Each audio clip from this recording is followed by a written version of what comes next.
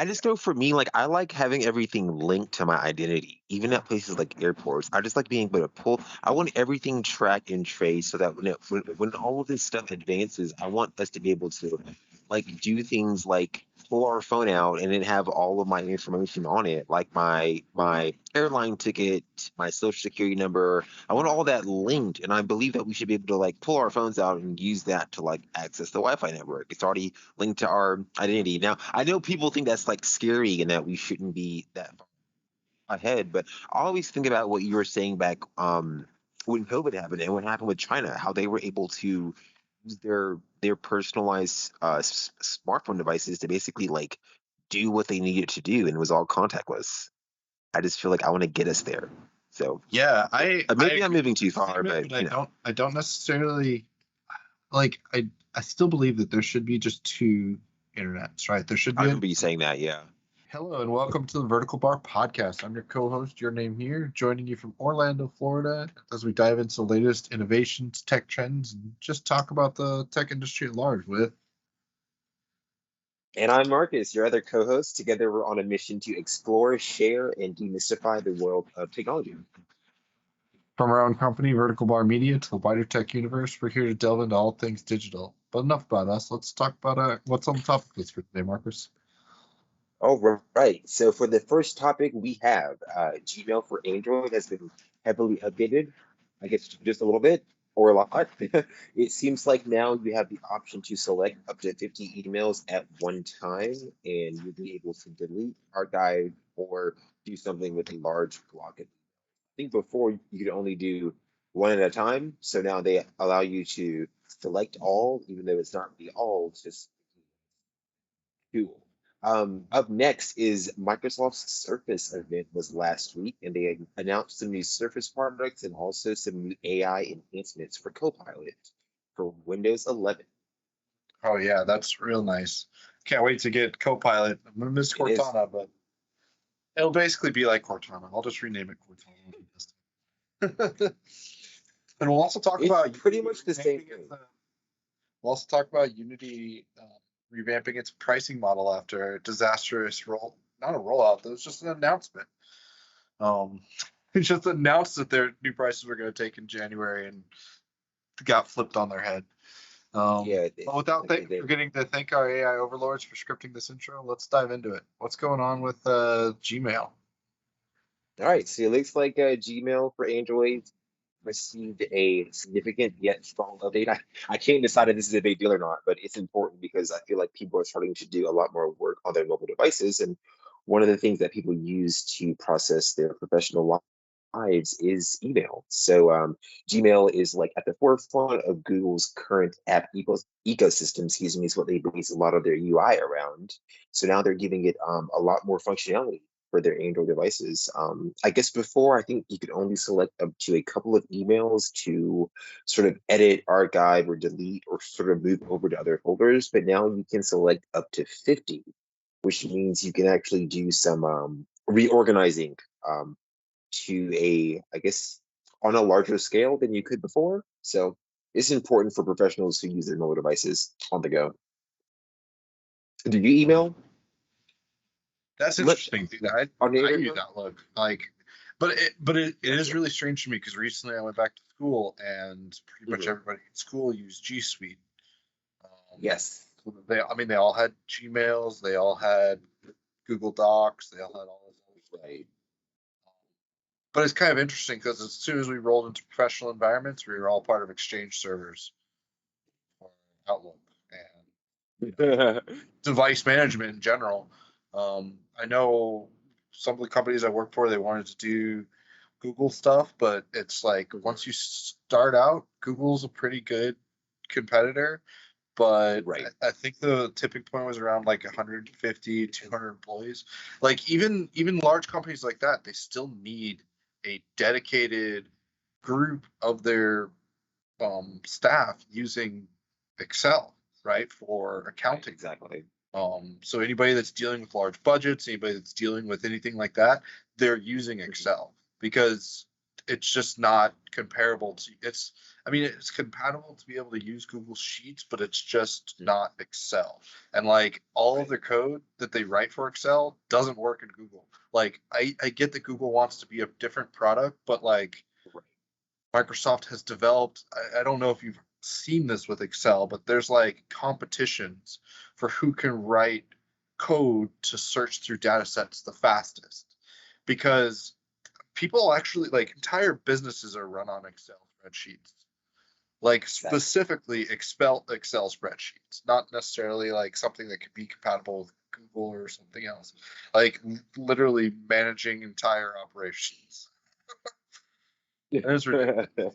Um, it's so crazy that I feel like Google is catching up, but like they should have already been there. Like they don't. Mhm. They spend a lot of time developing stuff that they just end up killing, and like, and we're only now allowed to select 50 emails at a time. I use Yeah. Outlook online, so I can search through my entire mailbox with a name, right? And then I could select all of those emails and delete them from my phone. I So haven't Outlook on been able Android to do has that been with like completely Outlook for a long with time. them longer. I didn't know that. Yeah. I didn't know that at all. That's crazy. Yeah, no, it's funny because I know Microsoft has two different versions of Outlook. On Android, they have like the regular Outlook, and they have the Outlook Lite version.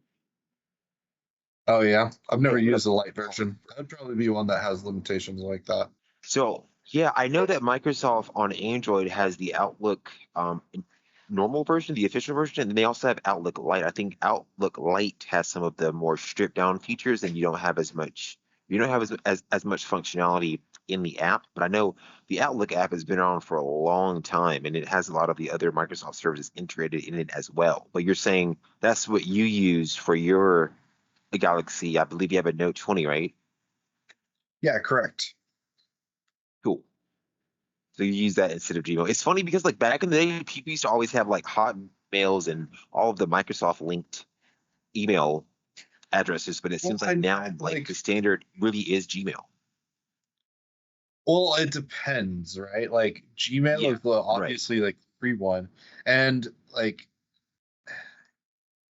yeah, it's really weird because like Google is definitely dominant, and like it's pretty much standard that in a business scenario that if you have like an Outlook or any just any one of the known ones, but like not necessarily Right. Yahoo. Like you send somebody from a Yahoo Yeah. email, they're gonna be like, Poor Yahoo. okay, Nobody uses um, Yahoo. Right, because nobody exactly. uses Yahoo. No young person uses Yahoo, and they really don't. Not at all. Yeah. Like I don't wonder how Yahoo even exists anymore, and I'm pretty sure it's just like selling user data from mail. It's got to be from their news or their money um section of the website. It seems like they do put Yeah, out some good articles. their money ticker is pretty good, and their use new stuff Yeah, is yeah. So I think like that's pretty much giving them all the money for their entire business. But I don't think anyone has their email services or some of the other services that they provide to sort of compete with Google. It seems like for a minute they were trying to compete with Google, but they definitely lost the race. So well, who I think knows? it's owned by some Chinese company now. But regardless of that fact, the one reason that I've always generally used Outlook, one is because I actually have like business Microsoft accounts. Hmm. But two is that I can have multiple accounts in here. So I have my Yahoo, I have my custom domain, I have a Gmail account, I have my Yahoo account all in there, and like all those emails feed into the same kind of like aggregated source for me to look through. Because I like to keep my personal emails like very separate than like junk emails, and then like even Hmm. if I go to a store and they say, hey, I'll give you $10 for an email, it's like, yeah, I have a couple emails that I don't like to look at. Awesome. That's even if I just like don't even make up one, like, hey, maybe I might actually want to come back to the store and like get another coupon, but probably not, but like Probably maybe. not, no. But if it's not, it's just going to be like email@email.com or something, or email@email.com. Something fancy, right? Yeah, like most of those websites, they only check for like if it's an email like if it follows the schema of an email, which is like a Right, but name at a domain and a exactly. gmail.com. But not if it's actually Right. registered. You're right, Yeah, 'cause, like the exactly. Yeah. Hartsfield Jackson Airport's like that. If you want to get on Wi-Fi, it's just like a@a.com, and then it's like, oh yeah, Please check it. the email address. Yeah, of course it doesn't. That's the busiest airport in the world, isn't it? They don't have Yeah, so why would email they? verification.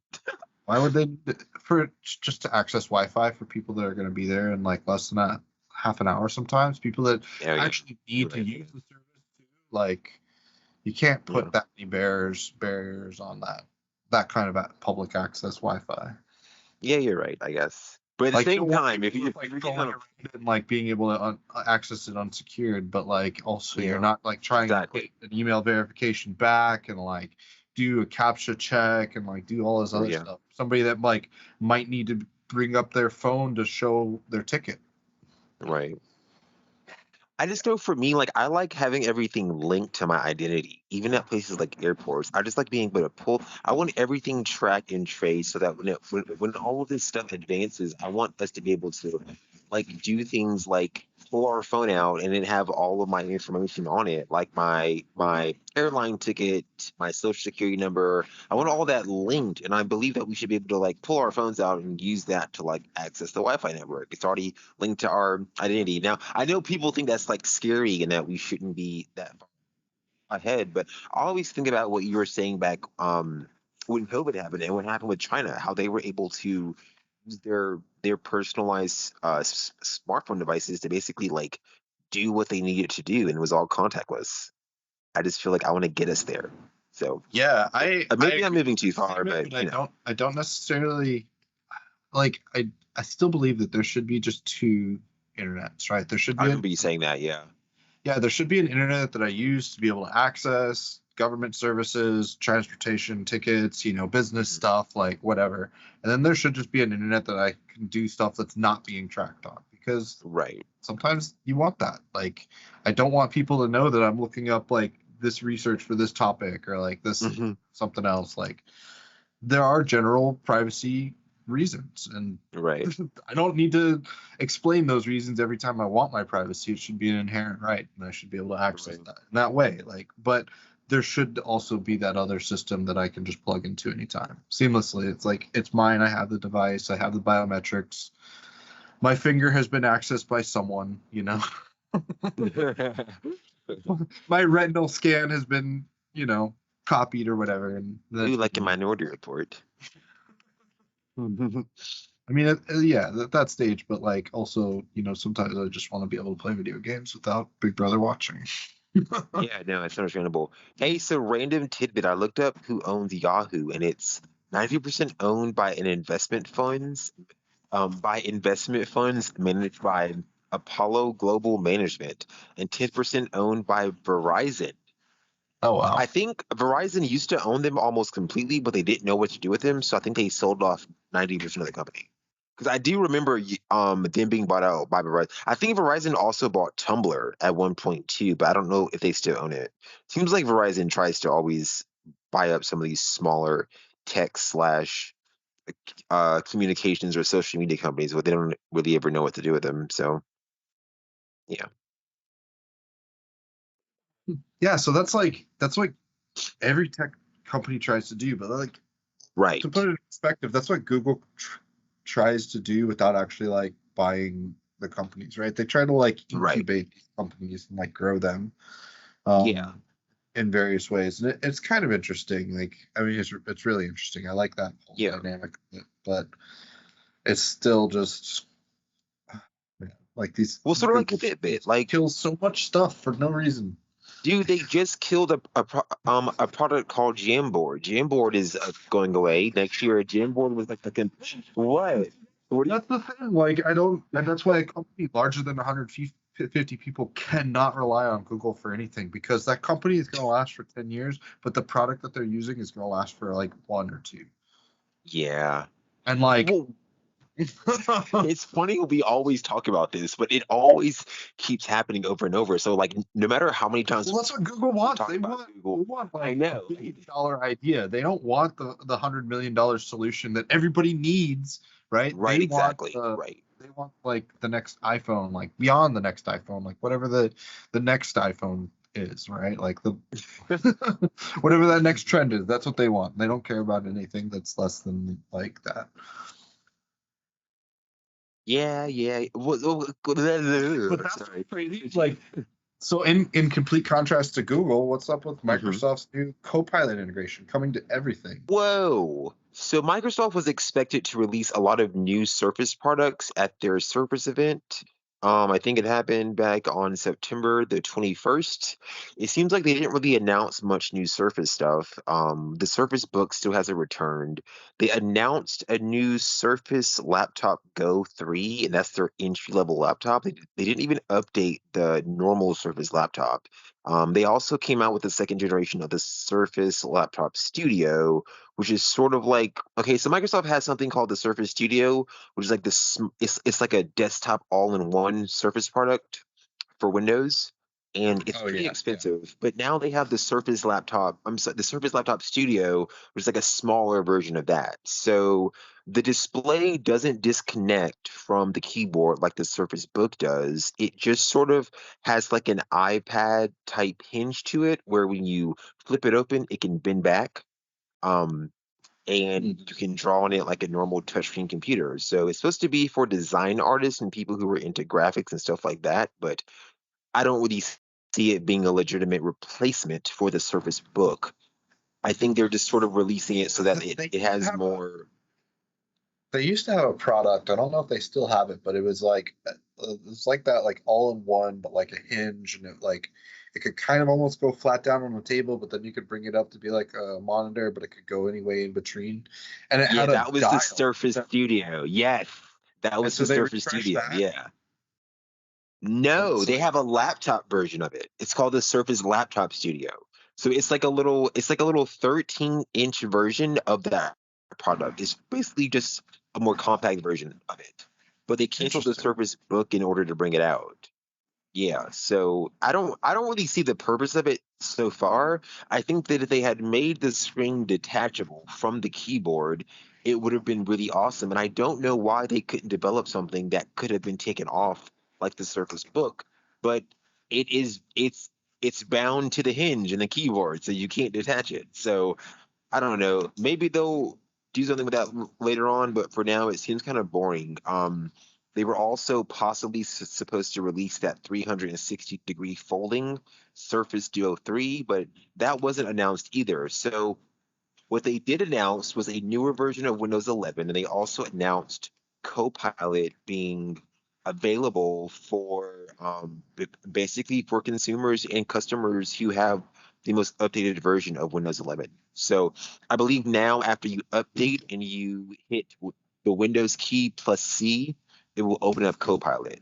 That that keyboard combination I shortcut got used it. to open up chat in Teams, and before that, it used to open up Cortana. So essentially, yes, Copilot is just a Chat GPT enhanced version of Cortana that has the same shortcut.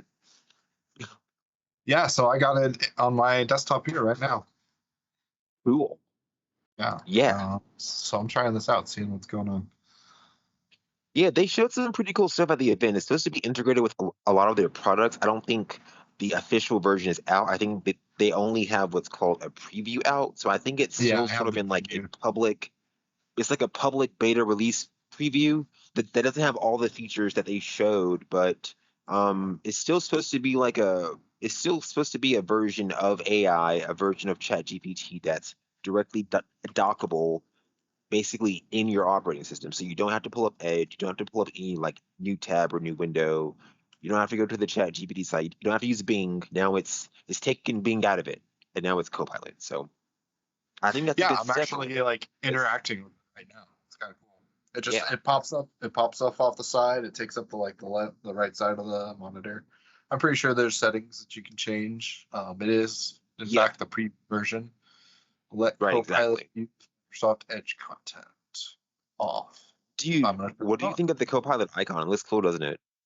I didn't notice it. Oh, it actually shows Oh, me. it's like a little like it's It's like like a the little like oh, yeah, yeah, yeah, the infinite triangle. That's cool. yeah, yeah, there you Yeah, it looks very interesting. It doesn't look like a typical Microsoft icon, but I guess they'll probably be releasing their new, I don't know, icons for all their other stuff later on that might match the style of it. I don't know, but seems like they're headed in a new direction. But it does feel very much like Cortana. It's funny how they just recently killed off Cortana right before they announced and implemented Copilot. So I guess Yeah. Cortana's still alive. She made it Yeah. somehow. It's kind of interesting. I do like having access to this. But I've been using ChatGPT and it just recently got access to the internet, and that is awesome. I heard about that. Yeah, so you can I heard enable about that that. if you have the subscription plan. Cool. It's not that much, but that was incredible. Like I used it and I was like trying to ask it like, how do you access the internet? How do you access the internet? Right? He's like, as a Mhm. chatbot designed to like whatever date, like can't go past September, whatever. But you have to start a new chat. And then before you start the chat, before you talk to it, you have to make sure you change the chat like plugins to include that like access. And then as soon as I did that, I asked it the Gotcha. question, like it nailed whatever I was working on. I was like, oh yes, yes, please. Yes. Give me all the information as of late. Yeah. So Yeah, now that this is built into the computer, I'm gonna kind of see. yeah, I'm gonna play around with this a little bit. yeah. So I've seen some kind of contrast, some kind of comparisons with this, and it doesn't like it has the ability to work with your computer, but it can't like drive your computer, right? Like I can't tell like, hey, Exactly. file A to point B, where like Exactly. it's crazy because you could ask it for a command line that you Right. can input to the computer and then make it do it. So like there's still some kind of artificial limitations on like just being able to use your computer through the Copilot. Right. But it definitely does give you assistance and just like it's responsive too. Like Windows C like turned it on and off and it just like popped up. Yeah. It Which is rearranged the cool. windows too. So like I had them already like set in corners, right? Then once I added the Hmm. chatbot, like slid everything over just a little bit to Yeah. incorporate space with it. So it didn't like come over anything. There's no settings yet, so you can't change those interactions. But I assume that this will probably get much more interactions. I'd like to actually Of see this. course. I'd like to see this come over into the Windows icon. So if I just press Windows and that search bar that comes up, like I would like that to be where the chat bot starts. Yeah, no, that's way exactly. It seems like I would like the Windows key and the Windows button combined with Copilot as well, because that's how I saw Cortana becoming. I thought they were going to replace the Yeah, Windows button with that little Cortana circle the whole time, and that was supposed to be start. Because like yeah, I know with Cortana you could like launch applications and like you could give it commands to like pull programs open, but with Copilot, you can't do that yet. Like if you type in the little chat box launch Google Chrome, it's not going to pull up the app. So like you said, it does have some limitations, but hopefully but you could as just time type goes on. Windows Chrome Enter and it would that just kind of defeats the point of the chatbot, right? Like Right. that's Yeah. not really. But I kind of wish the chatbot would come into the Windows icon, but like just follow the user around, right? Not necessarily like be how the user is interacting with the computer, but like if I Hmm. typed in HSFE, right? Um, this is a type of program that you need to be able to use to read Mac hard drives or um, hard drives formatted in Mac OS's proprietary drive format. So like I know I have this app on my computer and like if I type in this I can get there, but like it now just gives me like search results and like all this other kind of stuff. So like I Hmm. just wish that I feel like they kind of missed an opportunity. Like now they have like two different contrasts and maybe we can kind of see like how much better Copilot performs than the previous system before it's like more narrowly integrated. But it's kind of interesting. Like I have not used Google in months. Hey, Like Verge just got some general Google upgrades search. too. Like, well, You, yeah, but I don't have to. Like before, I used to have to go to Google to find something. Now I I just know, right? don't have to. Like I Yeah. can find more relevant and better information outside of Google searches. Now, have you had issues with it telling you the wrong information? Because sometimes when I've used Bard, I've definitely had to fact check, and some of the like sometimes it will give me incorrect date and incorrect names and incorrect times, but like for the most part, it's accurate. Just sometimes I have to check it. You ever Yeah, have to do that with so it? that's kind of the interesting thing on like how people actually use these AI tools, because Right. there's so many different ways to use it. Like Exactly. it's such a contrast in my experience, because a lot of people have asked me like why, like how how do you detect AI written resumes? Like how do you do this Mhm. kind of stuff with like AI? And like it's literally impossible now. And like the way that Right. I Yeah, use AI, I'm it not is. using it to generate content. I'm using it to generate Right. structures, right? Like Gotcha. I get the structures that I can just slot the pieces into more or less manually, because the AI doesn't work on that type of logic level, right? The Gotcha. AI works on a very iterative object level. So like you put in information, it tries to figure out what you said, and then it tries to give you relevant responses to that information. It tries to just kind of autocomplete. Like if you give it two sentences, it tries to autocomplete the paragraph, right? Um, and so like once you kind of understand what it's trying to do, like I want it to give me the structure, and then I use it to start putting together all the little parts of that, because it's not like, hey, develop me a business plan. It's like the AI to really develop that, it would need to come back and it would need to ask questions. Okay, what type of business plan? What type of time frame are you looking for? What type of like resources do you need? And like Mhm. there's a lot of questions to get to that point, but it's like, okay, well, I tell the AI, hey, what's the structure of a business plan, generally speaking, right? And it's going to tell me, okay, it needs a executive statement, it needs a table of contents, it needs like a mission statement, it needs like the corporate structure, like it needs these elements, right? And it's like, okay, well, then Mhm. tell me how to do this first part, right? And then you put in that first part, and like, okay, let's how to do the second part. And you put in the second part, and like you have to be controlling the process. If you let the AI control it, it just goes way off the rails. Right. Exactly.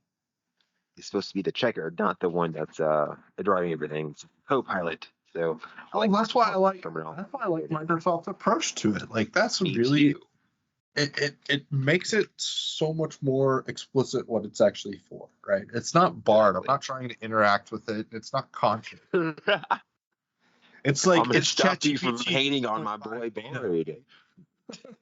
Like this is like a piece of software that I'm using. It's we call it artificial intelligence, but it's not Right. really. It's still based on deterministic logic. It's very, Bard very, very alone. complex deterministic. So I do also want to add that Windows 11 has enabled the passkey security method. I wasn't too familiar with passkeys, despite me using passkeys on Chrome OS for the past like 2 months now. I know each time I log into my Google account, it links to my phone via Bluetooth, and I am able to scan my fingerprint on my phone in order to access my Google account. Basically, I think no matter where I sign in from. So I like that Microsoft is finally catching on board with this and allowing people to basically use their mobile devices to log into their machines now. So that was one of the things that was also added Oh, and announced at the Surface event. So we're that's going past interesting because password I list. use on my Samsung device. I use Microsoft Authenticator. I use that For too. Yeah, my Microsoft it's account. awesome. I love it. Yeah, and for Facebook for some reason, like I don't know why my Facebook is tied through that, but it is.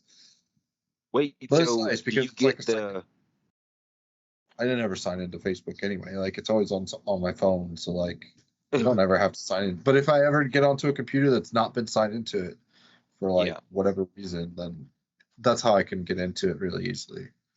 So what does it make you do for Facebook? Does it give you Same the little same 6-digit process. It's code, like, or hey, does it make you yeah, choose the little yeah. number sequence thingy? I think there's multiple methods of access, but Gotcha. the Okay. most primary one is it there like well, the way Microsoft Authenticator works and most other of those like password managers kind of things work is the Yeah, code's revolving. So every 30 seconds it resets. So like gotcha. once you get into Facebook and you say use Microsoft Authenticate, then you just type in the code that's on your phone. Hell yeah. I love that app.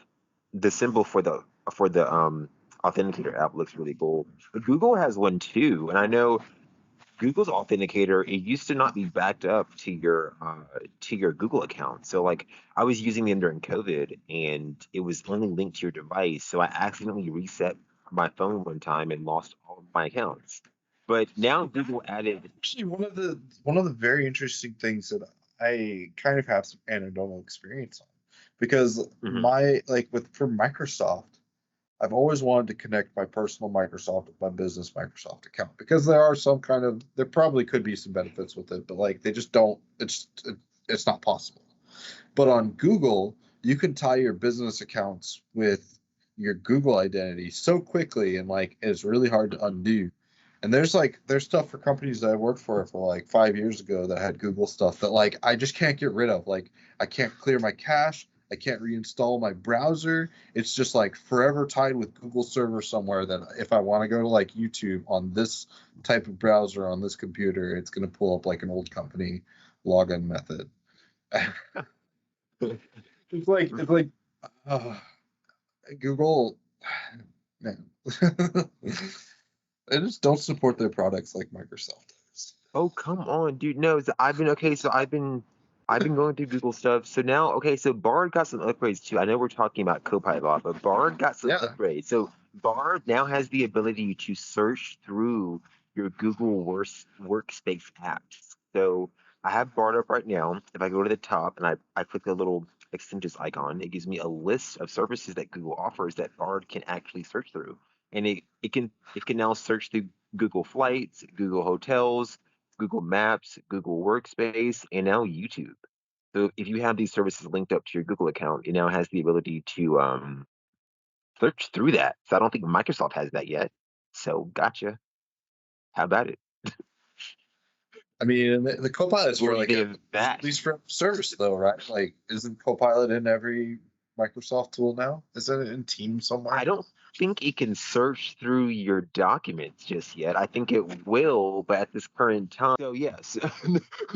All right, let's go back to Bard. All right. So now that I've updated you guys on the products that Bard can search through, I do know that most of the AI services will be able to do stuff like that. I think that what Google is doing is they're making Bard more readily available online because they more so focus on cloud connectivity and cloud-based services.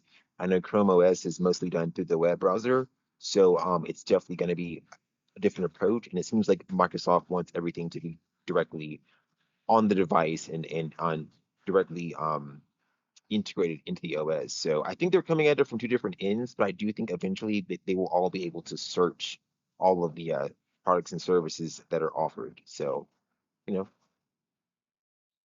Yeah, I wonder what it's this is both going to worlds, I mean guess. for like corporate adopters because it's interesting with Microsoft's tools. There's just so many levels of customization that you can have on the OS. And like, you can easily turn off every version of Copilot probably on a computer in a Windows organization. But like, I wonder how Google is going to deal with that because I've seen Google bring their tools to things like that, and for companies that deal with sensitive information, like I don't know, healthcare professionals, um, that's a pretty scary potential because there's been a lot of leaks on Google's end of like bar chats showing up in Google search histories as if they're being indexed by the search engine. Wait, can you repeat that? Because that sounds kind of serious. Yeah, so Repeat that one there's more time. evidence of Bard's chats showing up in Google searches. Really? Yeah, it's Who like causing reported a couple that? things. Uh, we look at Bard's chats.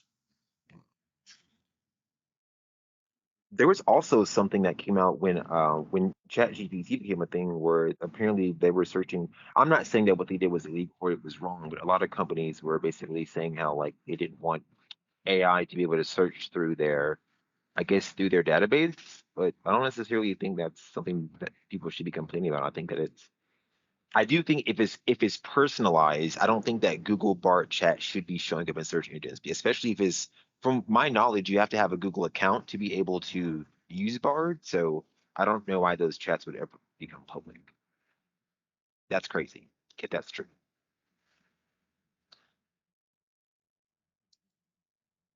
See, there's a Reuters article. Oh man, they're gonna make me turn off.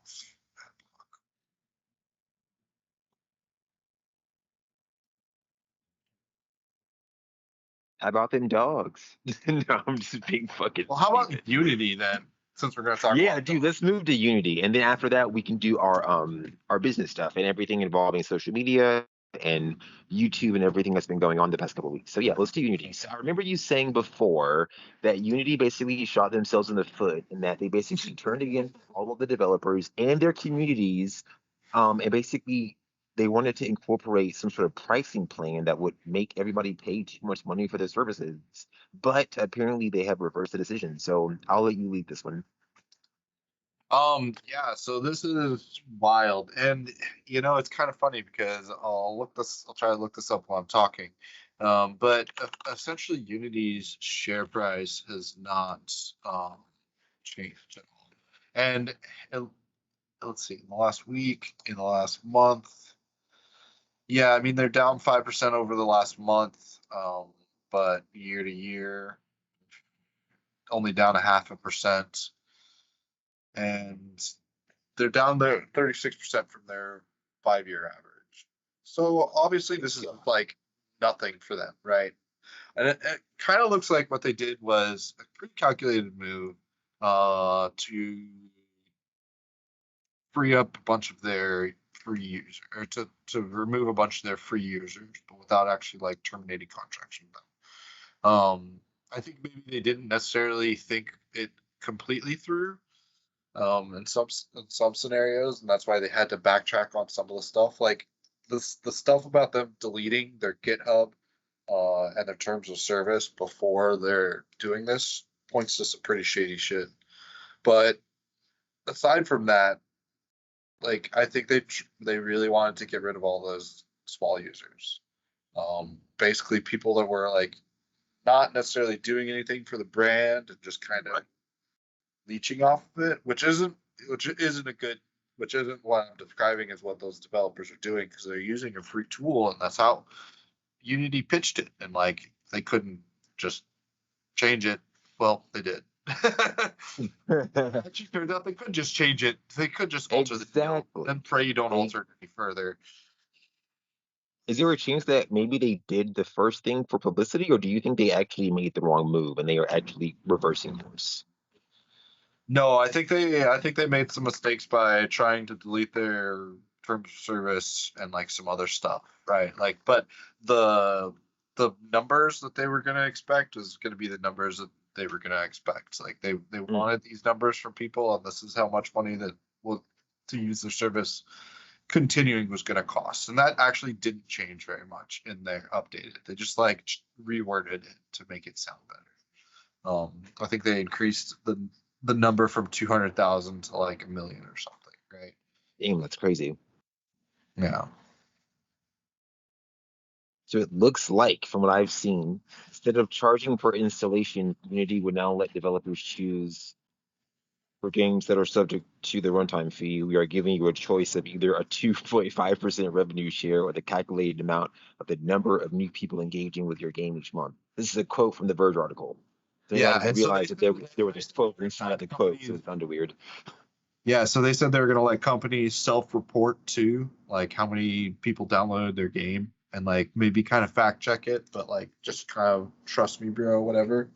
But they still destroyed a lot of goodwill with the community, and like this is kind of the weird part, because like schools are gonna not teach Unity, right? Like if content creators are not creating Unity content and they're creating somebody else's content, that means the next generation of developers are going to be doing something else besides Unity. And like Unity now only has whatever they have they're sticking with them right now, like, and continuing forward. Like, they're not going to necessarily grow that much to get new stuff unless they completely change their engine. Like, there's just other engines that are just as capable for game development, and that you don't have to pay 2.5% revenue share. Yeah. Right. Do you also want to state this quote from Unity by some guy named Witten? I don't know what the fuck he does, but he must be somebody high up in the company. He says he wants to start off by simply saying that he is sorry. They should have spoken with more of the developers and the, I guess, client base, and they should have incorporated more of their feedback before announcing their new runtime fee policy. So apparently they are sorry, and this won't happen again. Yeah, right. They won't make that mistake again. Yeah. They'll just make a different one next time. So Because I mean, yeah, I don't really know what else Unity can do. They need to change their pricing structure. They need to do something to be able to grow because they're not necessarily growing. They're just kind of like stagnating, and they have stagnated for quite a few years now. At least 2 years. They're just like they've not necessarily been making any product, any revenue, or any profit. so But how that changes, I don't know. That's like a whole company shift at that point. That's a whole company pivot. so what engine do they have? Like, I'm sorry, what systems does their engine work on? Is this like an Android thing or like a PC thing or like a console thing? Who uses their product? All the above. Oh, cool, awesome, hell yeah. Yeah. That- So Unity is a really very nice. lightweight. Yeah, Unity is very lightweight engine, so it runs on a lot of older hardware. It runs on smaller hardware like phones, tablets, and stuff. A lot of games are made with Unity. Okay. I don't know if we'll get a list, but let's see what Bing chat comes up with. Give me a list of um, Unity developers.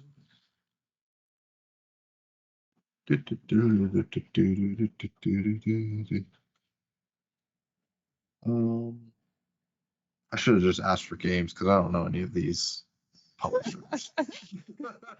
That's bad. Ubisoft uses some Unity. Dude, I also have a computer, so I should be looking up stuff as well. Yeah, right. I'm over here letting you do all the research. I can fucking search too, god damn Give it. me a list of games made with Unity. So it looks like they use Pokemon, or it looks like a Pokemon Go, a Call of Duty Mobile, Yeah. Hearthstone, Cuphead, Among Us, Fall Guys, Ultimate Knockout, and Blade Runner Black Lotus. Also, The Mandalorian Season 2. I didn't even know The Mandalorian had a video game, but apparently they Well, do.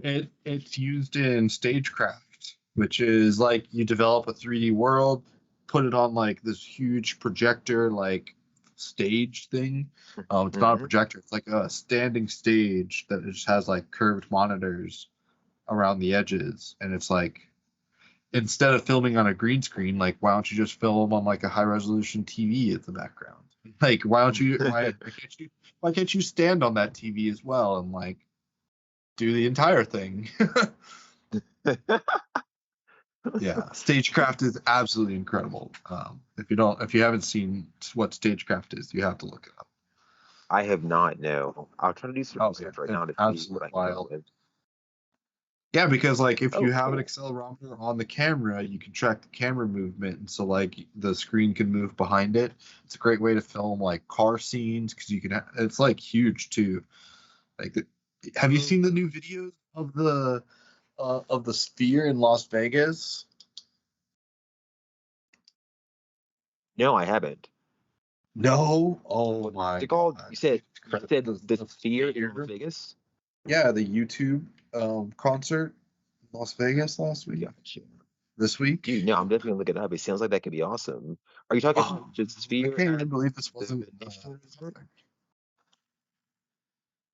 Oh, because Google. it opened up on September 29th. That's what Google is saying. Yeah, and that was the YouTube I'm concert was watching a the video first right time now. we've seen. You've seen pictures of it, right? Like you've heard of this thing? I have not heard of it. This is my first time. I'm on YouTube Okay, right so now in on Las the Vegas, CBS they News account. just I'm looking at built it. like a Oh, that large looks theater. cool.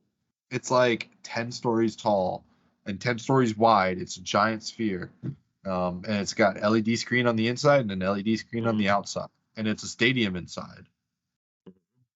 So Damn, it like looks cool.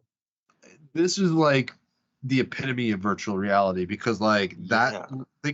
they could literally transport like 15,000, I don't even know what the number is, but like maybe 100,000, I don't know, whatever the number of capacity of it. They could transport them anywhere, like any kind of virtual world. Like it is crazy. Like obviously it's spherical, right? But like you can simulate squared video on a circular display just like you can display circular images on a flat display, right? Like it's just Nice. curvilinear matrix math on a high level. What was Like that word it's you just used? That sounded cool. You said a curvilinear? A curvilinear? curvilinear. Yeah, That's a cool word. I've never heard of I've yeah. It's never heard of like it before. I can barely say like it. Fuck. yeah. So it's like the curvilinear is Curvilinear. like you draw two lines on the globe, right? Like for a map Mm-hmm. from here to Atlanta, from Orlando to Atlanta, right? Mm-hmm. We call that a straight line, but if you actually looked at it on the planet, like it would curve a significant amount. So like that's just the translation of once we get to like that 2D math like of us writing on paper to like how the actual world works. Because airplanes don't travel like straight lines between places; they actually like do curved routes Right, long exactly. distances. You would never think of that if you weren't thinking of like how high up they fucking were. Yeah, if you were stuck on the Earth being flat. I know, right? Dude, this kind of reminds me of the I think it's called the Halo tour from Eric Prydz. You know who that is, right?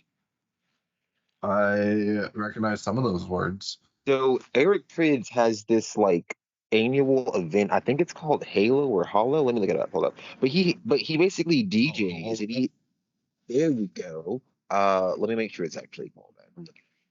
there's something called But Hololive, but I don't know if it's the it's thing that you're talking about. it's it's Hollow, yeah, where he basically DJs and he has like a 4D sort of like thing going on where he has a bunch of projectors and they basically like project something very similar to this sphere looking thing in Las Vegas. So people are dancing to dance music as like he's doing like this live event in like this 4D space. It's supposed to be really cool.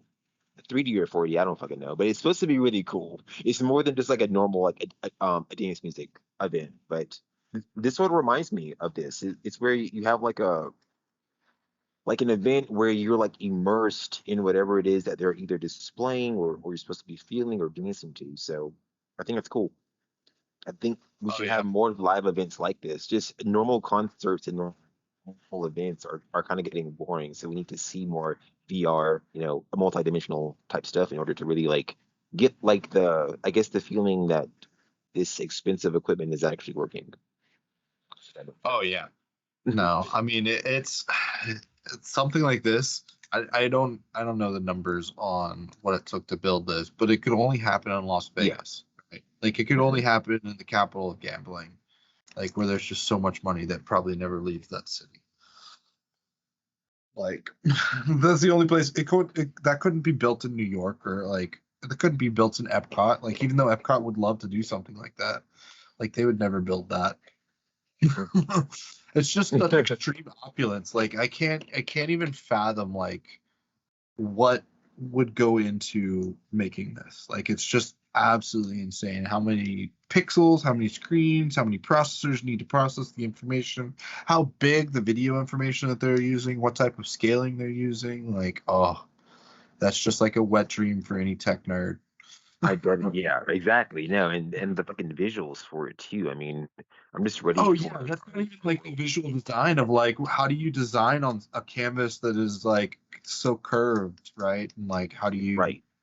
how do you visualize that kind of like you're essentially like you'd essentially need to like it'd be like making photography with like a fisheye lens, right? But like making complex scenery with like a fisheye lens. Hey, speaking of scenery, we have some new videos on YouTube. Is that correct? Oh yeah, we have a bunch of new videos on YouTube. Cool, which is awesome. So Yeah. let's start out So with actually, this video. let's talk about a lot of the YouTube stuff. So first of all, we've Yeah, we've gotten past a couple milestones, I'd like to say, I good. guess. Um, so we're still not that close to monetization, but we have Okay. surpassed 100 subscribers, and Yes. we have had Woot. amassed over 10,000 views. And We have this an is after just for what? like A over 10,000? 10,000 over 10,000 views. Yes. Yeah. Good. I like those numbers. Those are very So we got marketable. Awesome. we have, yeah, we have several homeworld videos that are over 1,000 views now. Nice. I actually just won a contest recently on the homeworld website for content. So they promoted Nice. our channel. Got a nice little bump from that. Um, Fuck yeah. and we're getting some nice watch time. Let's Nice. see, trying to figure out how to do like, okay, lifetime. So we're at about 1,500 watch time hours. Nice. Fuck yeah. Those are And some it's good kind of funny numbers. because if you look They're at going up. I've had my channel since 2018, and it's just like 3 years of nothing, and then there's just like Mhm. one huge spike where I had like that PC upgrade video, and then nothing for another like 2 years, and then it's just like a steady climb up like over the last Awesome. year. And I mean, it's really cool to see that like steady climb up and see number go up. To see number.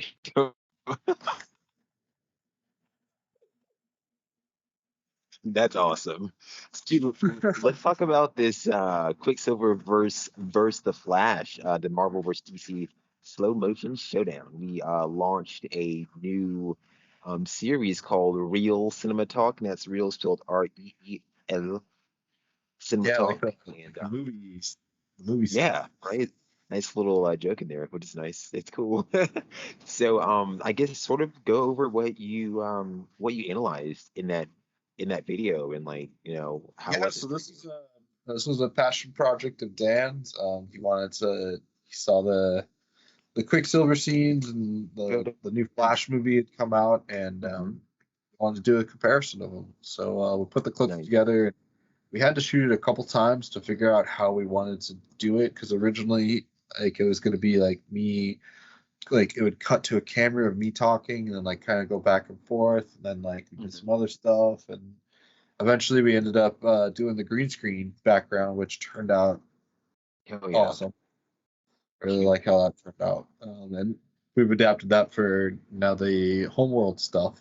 We haven't shot a new homeworld video in a while, but we also did the real estate video. That one's been well received as well. Nice. But the And Quicksilver Flash is up to 280 views now. I nice. think that's about 8 days or something. And it looks like there's a new Cyberpunk. What is it 2077 or Cyberpunk 2077? How do you say it? 2077. 2077. I mean, that's what people call it. I guess that's what the game calls it. I don't know that the game ever actually references the year 2077, Yeah. but that's It's obviously the interesting like when you year that see the game titles and opens. yeah, it's funny like seeing titles of things, of games and whatever the fuck, and it's just like I wonder how this is said because you never hear it out loud. So it's like Yeah. now you get to a point where you have to talk about it, and you're like, damn, do I sound like a dumbass or Oh yeah, I know the like when you say a word so many times that it loses its meaning. I don't know if you've ever right? had that before. That's called Yes, systematic assimilation or something. interesting. But there's another term that's the opposite of that. And that's what you're talking about. Because it's interesting because whenever I write and I use the same word over and over, I do find myself getting bored of it, and it just seems like I'm just not saying much at all anymore. So is that what you're You'll talking hate. about? Yeah, it's like Gotcha. I've typed the word print so many times for code reasons that like it just doesn't look spelled properly anymore to me. Like it just looks wrong every time I look at it. Sorry for the Like delayed laugh. I was print. processing what I was saying and what you were saying. I was a little behind. Yeah, there's a little delay. No, it's cool. Yeah, dude. So on, I'll guess I'll go over some social media numbers real quick if you don't mind. Looks Yeah, go like on. on um, on LinkedIn, we saw a pretty big jump. I think we were at lower than 100 followers 200 or 2 weeks ago. Sorry, I'm tired as fuck. But now we're at 162 followers on LinkedIn. People like us on LinkedIn. We'll be able to promote the project soon to be business. I know on Facebook we're not at 100 followers just yet, but we're at 85, still higher than the couple of weeks before. On Twitter, we're almost over 400 followers, so we're doing Wow. pretty good on Twitter. Twitter likes us. Yeah, Nice. we're at 374, so almost 400. Liking? No, Twitter doesn't have very good insight tracking just yet. I think as we move over more to a business focused, more professional social media platform, thanks to Elon Musk being super crazy, it looks like they definitely have some like previews for professional tools, but I think we only have ads. We'd have to pay for ads and track that. They don't have non-paid professional tracking tools implemented just yet, but hopefully soon. That's very interesting. I Yeah, expect yeah. I expect them to have more. Yeah, I would have expected them to have more too, but I guess that just wasn't part of Twitter's old strategy. So we'll see as the new CEO and Musk sort of flip things a little bit more here going forward. But on Threads, we're almost over 100 followers. We have 82 so far. I know they're saying that Threads isn't really very popular right now, but I still want to keep the momentum going on my website just in case everything does bounce back. There's not much editing or there's not really that many features on Threads yet, but hopefully Zusk and Mark and all the other people and Meta and Facebook, whatever, will implement more new features as that becomes a thing. Instagram, we're still below 60, but Instagram's hard to market on, so I'm still learning the ropes for that. But we'll get there. Yeah. Over That. over everything combined, I think we're almost at 1,000 followers if you total up everything combined. If not, we're maybe at like 900. So still good. Yeah, Still and good. I doubt there's much overlap there. Yeah. Yeah. So that actually it's kind of interesting. I also wanted to kind of point out how I like the shift that we've kind of had in our posts. Originally they were just kind of like vertical bar media, come check out vertical bar media, but I like that they're becoming more engaging. They show the content. How's that going on your end? Good. Yeah, so the X-Men video hasn't been posted just yet. I posted a preview, but that will be one of the focus this coming up week. I kind of wanted to focus more on the homework stuff well, last week, as I know those videos were being promoted. So I've started to post the PC upgraded video for the AMD Ryzen 5600X. It's funny because the first time I posted that video, I called it a graphics card, and I didn't look into the video to see that it was a good processor. So hey, we make mistakes. We make mistakes. But AMD does make processors and graphics cards, right? So Yeah. I will Well, have AMD owns, yeah. ATI, right? I don't think do they call them ATI anymore? It's just No, really I think they bought out ATI like they did 10 buy years out ago or ATI. something like that, and then they absorbed all of their intellectual property, I guess you'd call it. Yeah, but I think it's just like I have a AMD Radeon RX 5700. I think it's just AMD Radeon. Like there's no I think they dropped the ATI. Yeah. So that's I what you missed it use because I as your have a main bunch of processor? old ATI cards. Okay. Yeah, I love ATI. So basically what you're using now is an AMD 5600X?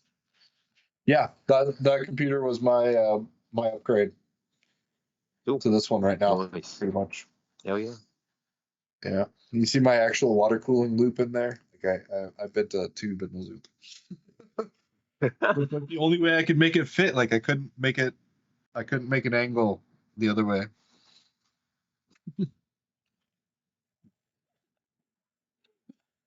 Yes, I'm gonna definitely start to post more of the videos and not just the other stuff. Go- Going forward, I know online we're starting to look a lot more diverse and we have a lot more things going on. I think the real estate video looked really good, so people ate that up. Not only Oh on yeah, I was gonna check out Facebook, some but of on those. Instagram also.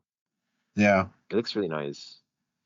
Yeah, I definitely want to promote that as much as we can. I know Dan had done some stuff with like going into Facebook groups and like posting that. Yes. So Good. I don't know what we could do for real estate groups and like looking for that for this one. That is on my list to do. I do know I was in Reddit, LinkedIn groups, and Facebook groups for some of the initial videos for like the podcast and stuff like that, but I haven't had the time lately to get into some of the groups for some of the newer content, but it's coming. Okay. Well, that's all the time we have for today here on Vertical Bar Podcast. As always, it's been a blast exploring technology with all of you. Indeed, it has, Jared. And remember, folks, if you want to learn more about the topics we discuss, check out the description with links to our socials and our other profiles. Don't forget to like and subscribe to the podcast for more tech adventures. Absolutely, Marcus. And we'd love to hear from you. Reach out with your questions, ideas, or just say hi. We're on all social media platforms as Vertical Bar Media. Until next time, keep exploring, keep learning, and remember the only constant in technology is change. Nailed it.